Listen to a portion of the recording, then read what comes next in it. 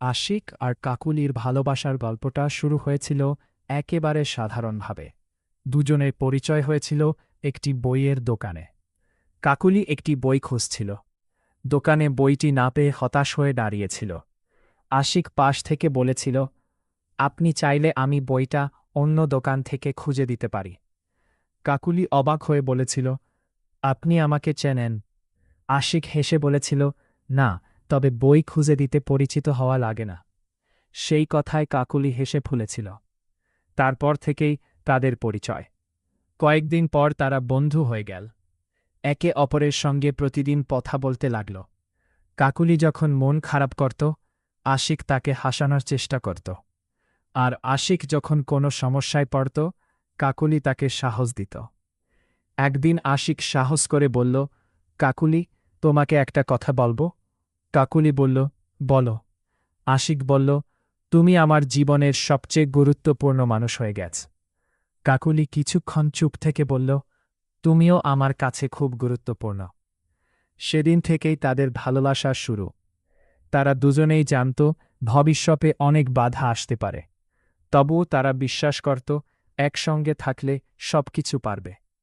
কিন্তু একদিন হঠাৎ আশিকের জীবনে একটি সমস্যা দেখা দিল। একটি ভুল খবর কাকুলির কানে পৌঁছাল, আশিক নাকি অন্য একটি মেয়ের সঙ্গে সম্পর্ক করেছে। কাকুলি কোনো সত্যতা যাচাই না করেই আশিকের ওপর রাগ করল।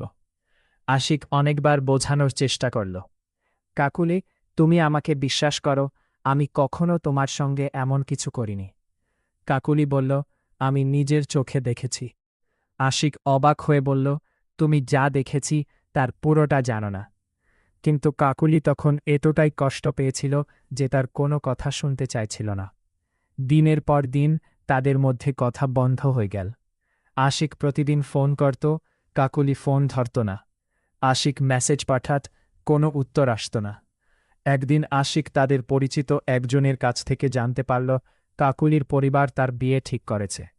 আশিক ছুটে গেল কাকুলির সঙ্গে দেখা করতে।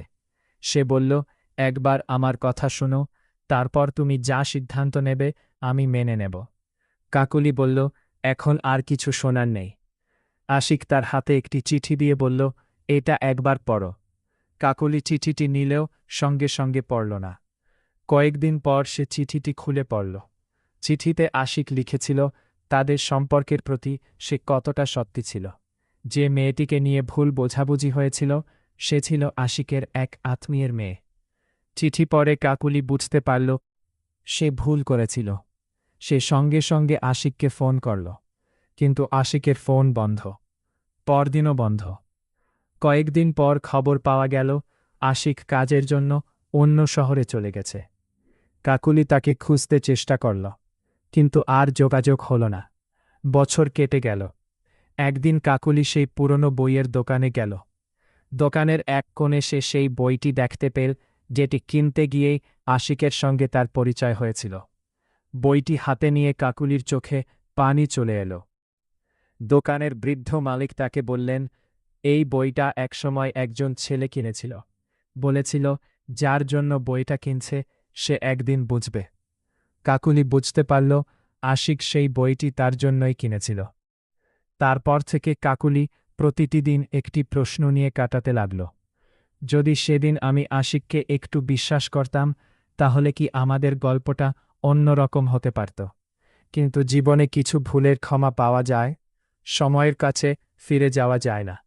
ভালোবাসা ভাঙার জন্য সবসময় তৃতীয় একজন মানুষের প্রয়োজন হয় না। কখনো কখনো একটি ভুল বোঝাবুঝি দুটি সত্যিকারের হৃদয়ের মাঝে দেয়াল তুলে দেয়।